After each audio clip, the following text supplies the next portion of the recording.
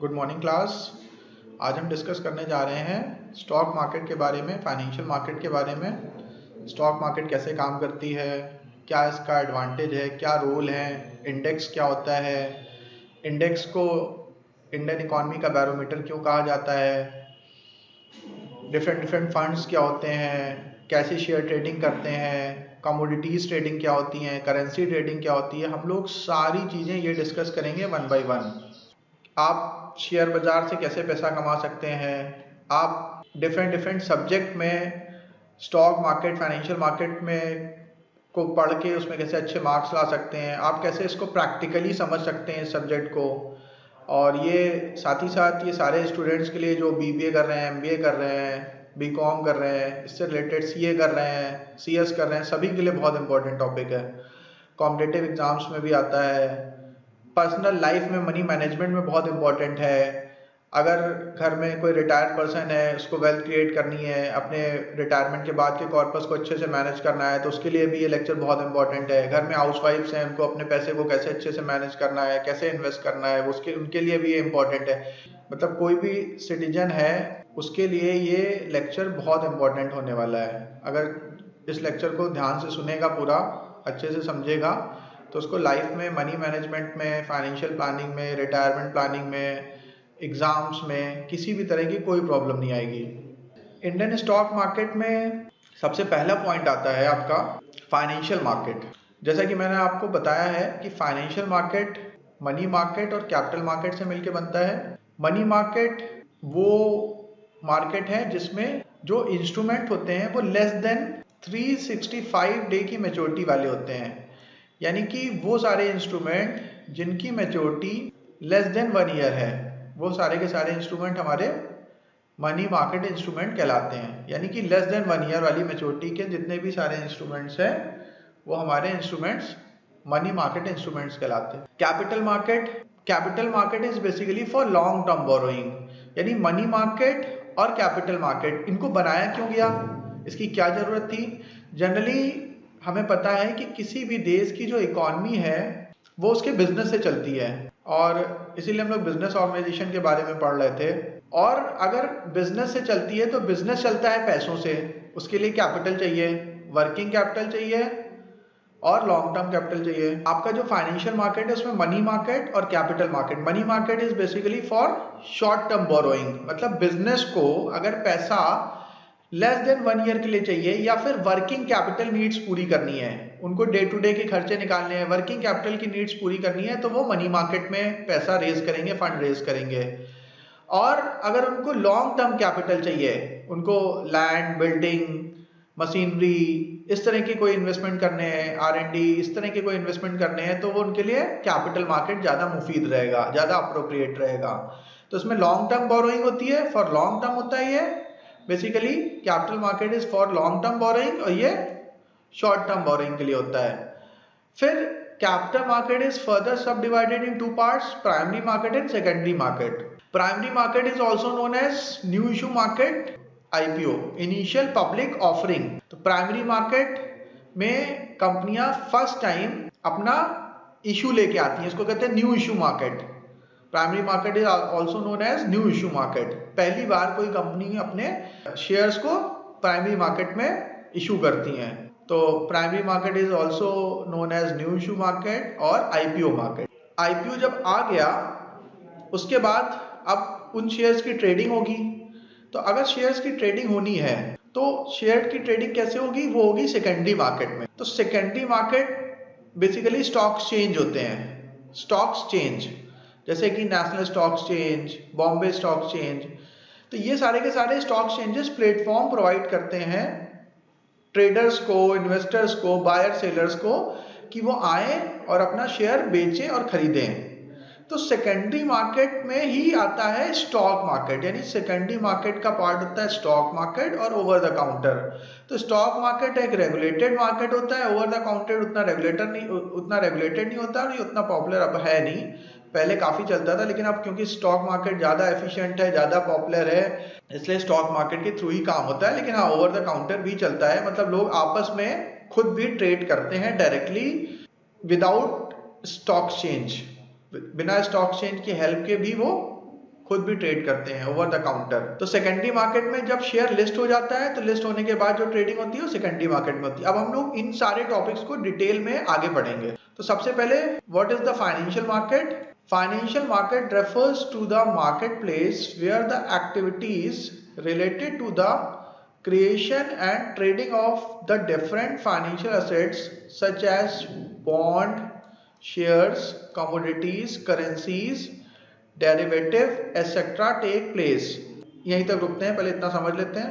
Financial market refers to the market place, generally ये उस market place को refer करता है where the activities related to the, जहां पे एक्टिविटीज होती हैं किससे related to the creating and trading of the different financial assets, जहां पे ट्रेडिंग होती है या क्रिएशन होता है डिफरेंट फाइनेंशियल एसेट्स का।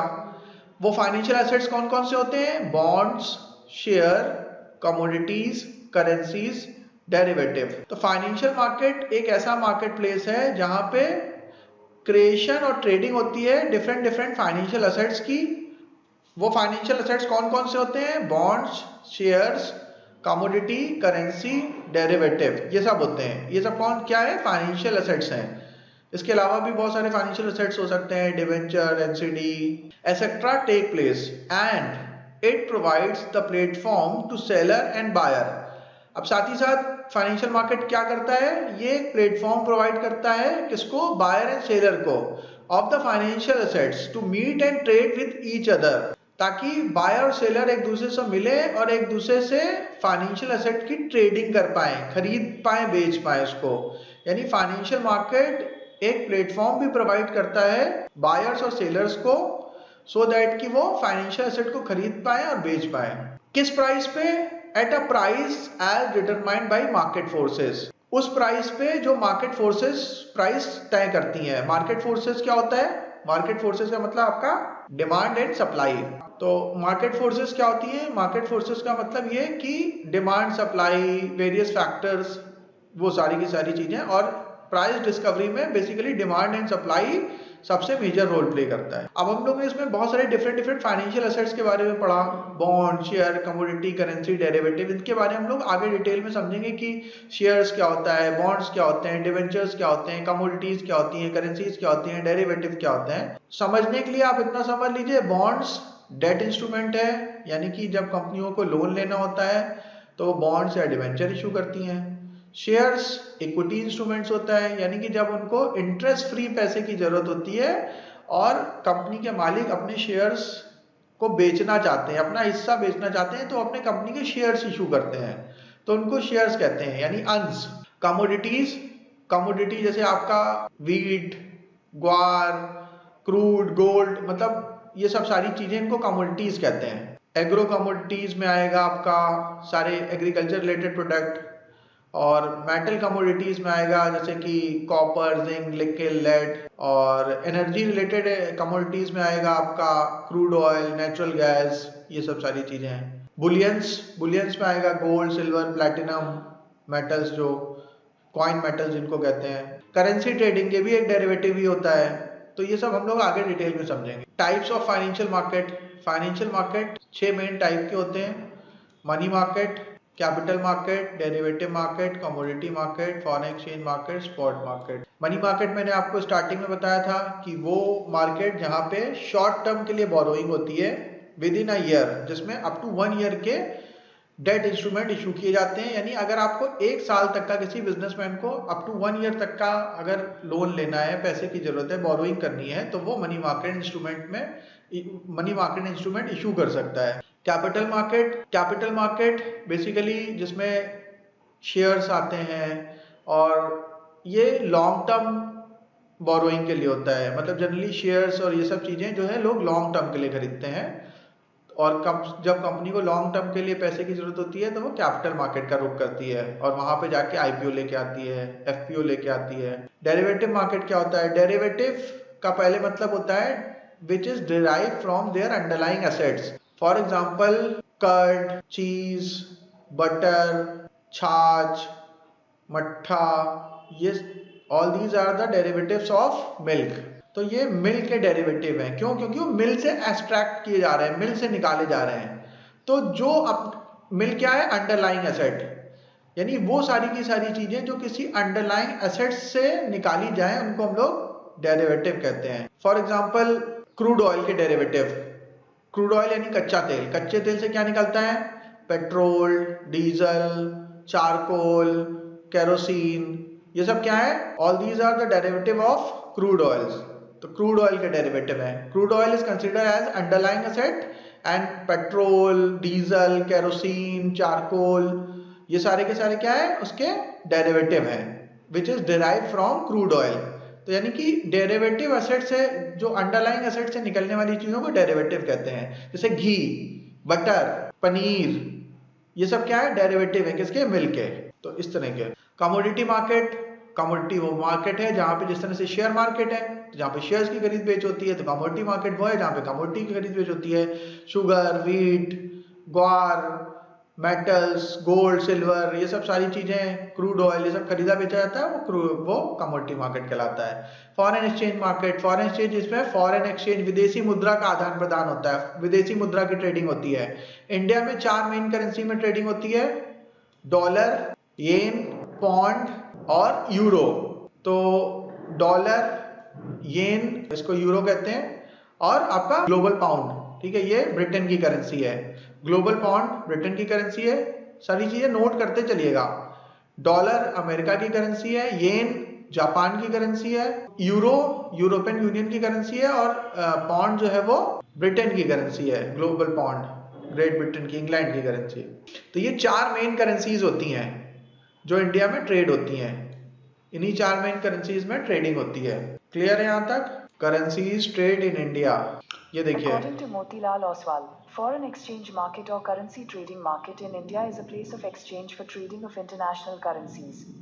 Currency futures are traded on platforms offered by exchanges like the NSE, Bombay Stock Exchange, MCXSX and United Stock Exchange. अब मैं आपको ये जो सामने चला गया, ये सामने जो इमेज बनी है, इस पर मैं कर्सर ले जाऊंगा। आप लोग मुझे बताइएगा ये किस देश की करेंसी है, ठीक है? मैं कर्सर ले जाऊंगा, आप लोग बताइएगा ये कर्सर जिस करेंसी के ऊपर है ये किस देश की करेंसी है। ठीक है, ठीक है, ये डॉलर है। अच्छा, ये किस देश की करेंसी है?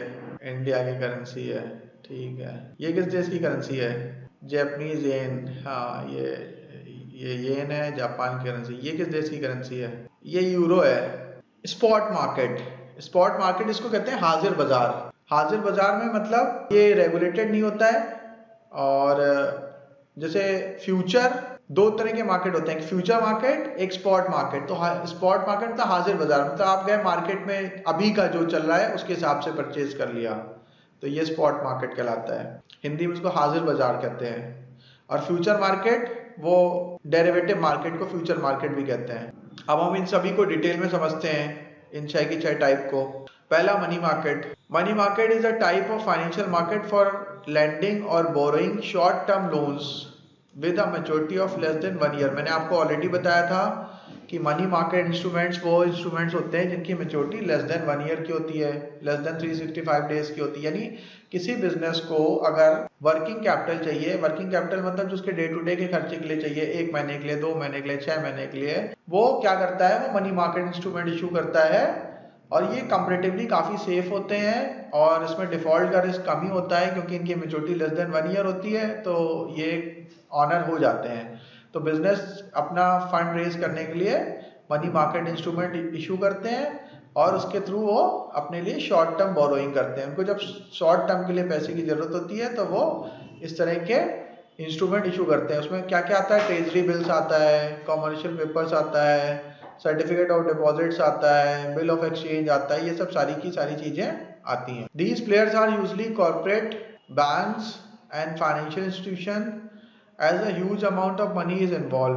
तो जनरली ये जो इस तरह के जो इंस्ट्रूमेंट्स हैं वो कौन इशू करता है? वो कॉर्पोरेट करते हैं, बड़े बड़े कॉर्पोरेट। बैंक्स इशू करते हैं, बड़े बड़े फाइनेंशियल इंस्टीट्यूशन इशू करते हैं, क्योंकि पहली बात तो ये ट्रस्ट वर्दी होना चाहिए कि लोग इसमें पैसा लगाएं तो इतना पैसा डूब ना जाए। ऐसे किसी ने भी कोई पेपर इशू कर दिया, हमने पैसा लगाया, वो लेके भाग गया पैसा, तो वो प्रॉब्लम हो जाएगी। तो जनरली इसको बड़े कॉर्पोरेट, बड़े बैंक, फाइनेंशियल इंस्टीट्यूशंस जैसे IFCI, IDBI, IDFC, इस तरह की कंपनियां इशू करती हैं। The instruments deal in money market are treasury bills, commercial paper, certificate of deposit, bill of exchange. तो ये सब सारे के टाइप के इंस्ट्रूमेंट्स होते हैं जिनको मनी मार्केट इंस्ट्रूमेंट्स कहा जाता है। तो इनको यही कॉर्पोरेट्स वगैरह, बैंक्स वगैरह इशू करते हैं, फाइनेंशियल इंस्टीट्यूशन इशू करते हैं फंड रेज करने के लिए, शॉर्ट टर्म के लिए।